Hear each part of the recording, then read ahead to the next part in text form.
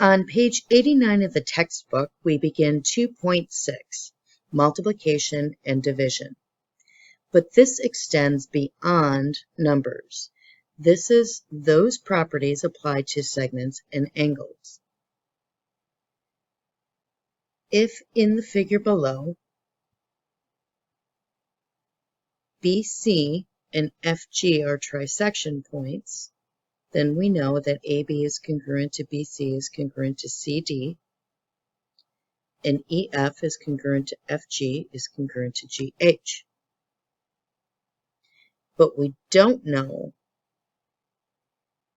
if AD is congruent to EH. At right, if KO bisects this angle, and PS bisects that angle, and the two angles, JKO is 25, and NPS is 25, then we know that JKM is 50, and NPR is also 50. If they have equal measure, then they are congruent. So that would be an example starting from the small angle, ending up at the large angle. That would be an example of multiplication. If segments or angles are congruent, then they're like multiples are congruent. And if segments or angles are congruent, then they're like divisions are congruent. Now, the difference between multiplication, which gets bigger, and addition, or division, which gets smaller, like subtraction, you'll know to use multiplication or division if you have repeated use of the words midpoint, trisect, or bisect. Then, if it's getting bigger, you want to use multiplication. If it's getting smaller, you'll want to use division. Sample problems of how to complete the homework. MP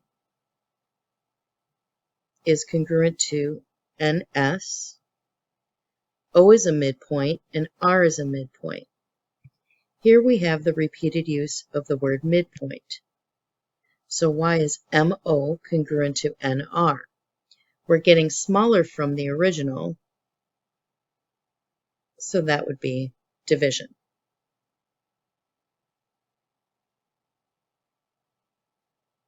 In problem 2, TRY is congruent to angle AB, and RW and RX trisect TRY. BC and BD trisect ABE. So TRW, angle TRW, would be congruent angle CBD by division. And I'm actually okay if you just use the symbol as well. For division, not multiplication, because that would be just a dot or an X, and we don't want to do that. If MK is congruent to FG, and KG bisects them both, then MJ would be congruent to FH. We're getting larger here. So here we want to say multiply. And you can just say mult. I'm fine with that.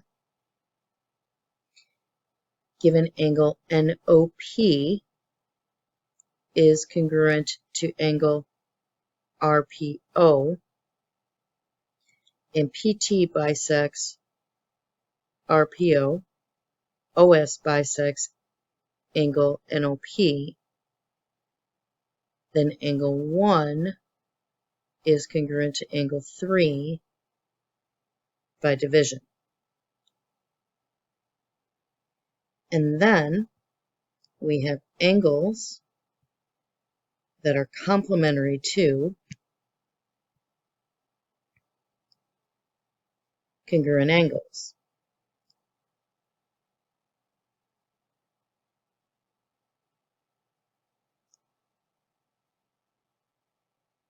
So those angles must be congruent. NSO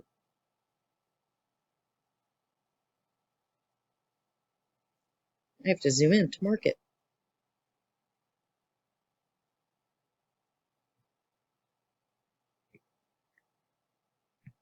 Angle NSO is congruent to angle RTP.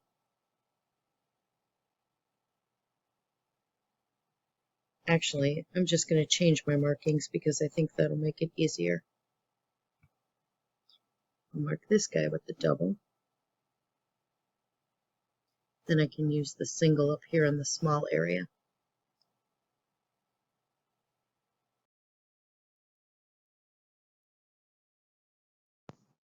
If you found this video helpful, please like and subscribe. Smash that like button. You know you wanna. Come on, give it a thumbs up.